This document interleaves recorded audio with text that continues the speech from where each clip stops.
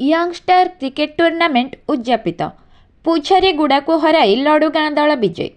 कोकसरा अंचल युवगोष्ठी मानक मध्य वर्तमान क्रिकेट खेल बेस उत्साह आनिबा सह क्रिकेट खेल प्रति तांकर इच्छाशक्ति को द्विगुणित करुथिबार देखिबाकु मिलुछि। अंचलर विभिन्न गाँ मानकरे एभली क्रिकेट टूर्नामेंट चलुथिबा बेले मंगलवार काउडोला ठारे यंगस्टर क्रिकेट टूर्नामेंट उद्यापित हो जाइछि। एही फाइनाल खेल पुझारीगुड़ा और लडुगाँ दल मध्य अनुष्ठित होइथिला। प्रथमे लडुगाँ दल बैटिंग करी 9 विकेट विनिमय रे 12 ओभर खेली 97 रन संग्रह करथिबा बेले पुझारीगुड़ा दल 83 रन संग्रह करथिले।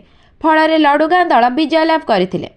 उद्यापनी फाइनाल खेल रे मुख्य अतिथि भावे अवसर प्राप्त शिक्षक गणेश सतनामी, मुख्य वक्ता भावे समाजसेवी सूरत सराबू जोग देइथिबा बेले सम्मानित अतिथि भावे रजनीकांत सराबू, सुदर्शन सेठी प्रमुख जोगदे खेलाड़ी मानक उत्साहित करने सह पुरस्कार प्रदान करथिले। बसंत कुमार सराबू, कुना माझी खेलटी को सुंदर भावे परिचालना करथिबा बेले सौरभ सराबू खेलर धारा विवरणी प्रदान करथिले।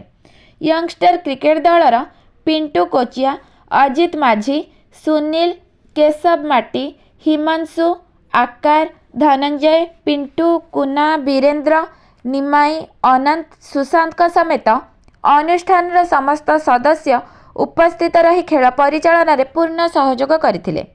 कोकसरारू उदित नारायण ठाकुर रिपोर्ट, सठिक न्यूज ओडिशा।